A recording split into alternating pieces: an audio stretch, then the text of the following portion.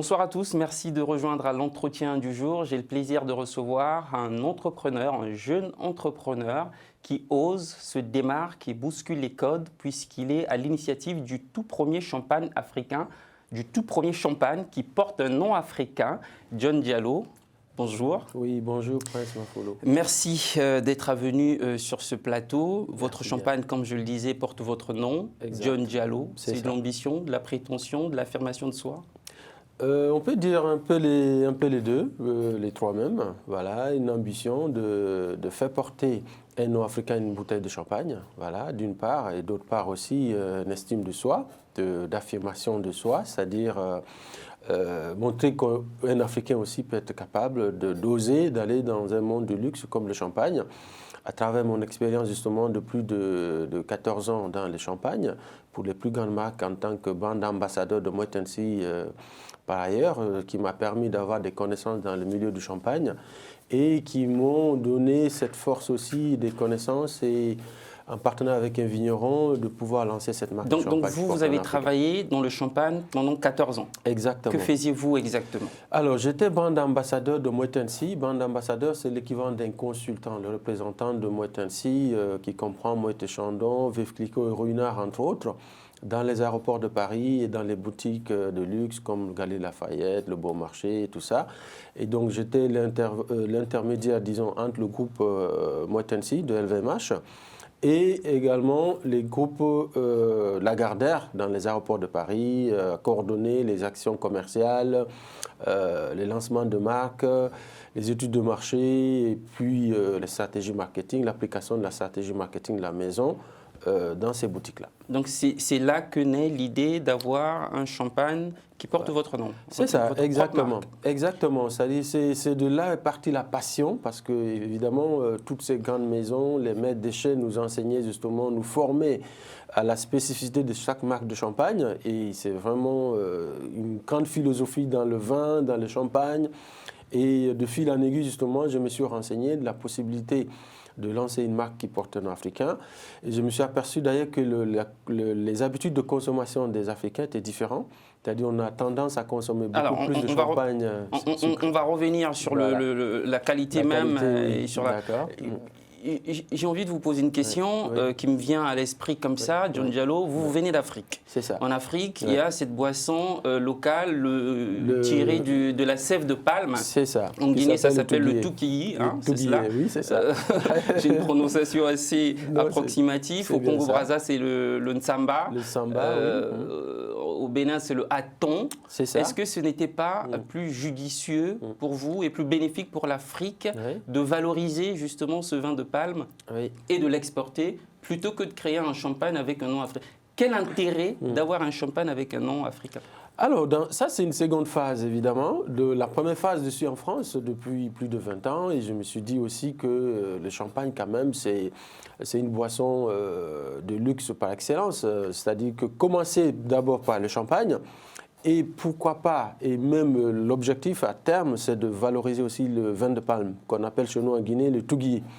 Et donc, le touguier, pourquoi? Parce que le vin de palme a des vertus aussi médicinales. C'est-à-dire que quand j'étais petit, j'avais la varicelle, on m'avait soigné avec ça.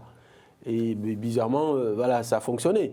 Et donc, mais malheureusement, on n'a pas la technicité de maîtriser la fermentation, parce que le vin de palme, dès que vous laissez quelques jours après, ça devient un peu amer, le taux d'alcool augmente, donc c'est l'étape en fait à maîtriser. Donc l'objectif pour moi à terme, c'est d'étudier comment maîtriser le processus de fermentation, à quel moment il faut arrêter la fermentation, c'est-à-dire l'augmentation du taux d'alcool, l'amertume, l'acidité, le dosage en fait, c'est une question de dosage et aussi d'élaboration du vrai, comment on appelle, le vrai goût, du vrai goût et de conservation, la constance aussi dans le temps. Donc tous les ans, il faut que ce soit pareil. Donc il y a beaucoup de procédés en amont et beaucoup d'études. Et si effectivement, il y a des gens qui sont intéressés à valoriser ce produit-là, je suis ouvert à une négociation, par exemple, pour faire des études de marché, des études de faisabilité par rapport à la fabrication.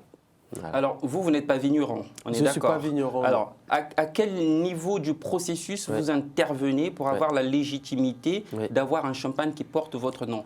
Certains se diront, vous allez prendre des cuvées, vous placardez votre nom, John Jallow, ce qui fait de vous un imposteur. C'est pas tout à fait la même chose. C'est-à-dire que moi, je ne viens pas seulement apposer une étiquette, hein, comme le fait certains. Expliquez-nous. C'est-à-dire que moi, de par mon expertise justement en tant que consultant et expert en spiritueux, moi, j'interviens en amont et en aval. C'est-à-dire en amont, pourquoi? Parce que je détermine le taux de sucre et puis le nombre d'années de vieillissement. J'intègre vraiment tout le processus de la chaîne de valeur du champagne. Tout ce qui est mélange, c'est vous. Tout ce qui est mélange, moi je ne détermine pas. Il y a un vigneron parce qu'il faut des formations. En France, il y a des législations qui déterminent en fait comment il y a beaucoup de conditionnalités. Donc moi je ne suis pas vigneron, je n'ai pas la prétention aujourd'hui de vous dire que je fais tout le procédé. Donc le vigneron est là pour appliquer, c'est-à-dire les directives que moi je lui donne. Je lui dis par exemple, moi j'ai besoin de 4 cuvées, une cuvée brute avec un dosage beaucoup plus accentué sur l'acidité pour avoir un champagne un peu plus brut, un peu plus sec. Ou bien la deuxième gamme, voilà, j'ai un positionnement par exemple sur la deuxième gamme qui est la cuvée réserve qui positionne vers l'Afrique. Et celui-là, comme les Africains ont tendance à consommer beaucoup plus de champagne doux et fruité, je lui dis, bon voilà, là le taux d'alcool doit être à tel niveau et le taux de sucre va être légèrement un peu plus par rapport au brut. Et pour avoir une finesse des bulles, je vais sélectionner un peu plus de pinot meunier, de chardonnay pour la fraîcheur, le pinot meunier pour avoir cette côté fruité. Et aussi le pinot noir, une petite légèreté dans le pinot noir pour avoir cette puissance et ce côté un peu aérien du champagne. Et donc j'interviens vraiment en amont par rapport au dosage, par rapport à l'assemblage. Et lui dit voilà quel type de raisin il faut assembler en majorité pour avoir tel type de goût. Tout ça c'est vous. Voilà, ça j'interviens à ce niveau-là. Et en aval aussi par rapport au marketing, la communication, tout ça, c'est moi qui fais. Quelle est la particularité de votre champagne? Qu'est-ce qui ferait qu'une personne, un dignitaire africain par exemple, puisque vous êtes très axé Afrique, vous souhaitez reconquérir le marché africain, qu'est-ce qui ferait qu'un dignitaire africain qui consomme une certaine marque de champagne depuis 20 ans se dise j'abandonne et je choisis John Jallow? Alors, la particularité, c'est que j'ai 4 gammes de champagne, le brut, la cuvée réserve, le rosé et le blanc de blanc. Et parmi ces 4-là, j'ai positionné l'une des gammes pour le continent africain, c'est-à-dire la cuvée réserve, qui est composée des 3 cépages comme le brut, mais sa particularité, c'est qu'il est légèrement un peu plus fruité et doux à la fois, parce que les Africains ont tendance à consommer beaucoup plus de sucre. Et ça, c'est le fruit d'une étude de marché? Ça, c'est le fruit d'une étude de marché par rapport à mon ancien métier, enfin, en tant que consultant, mon ancienne expérience justement, et qui m'a permis de déterminer cela. Et donc, moi, au lieu de le proposer beaucoup plus de sucre, comme il le consomme actuellement le demi-sec, moi, je dose un peu moins en termes de sucre. Et donc, j'apporte 5 grammes par litre de plus dans le brut pour avoir une cuvée vraiment similaire à un demi-sec. Par exemple, un demi-sec est dosé jusqu'à 50 grammes par litre.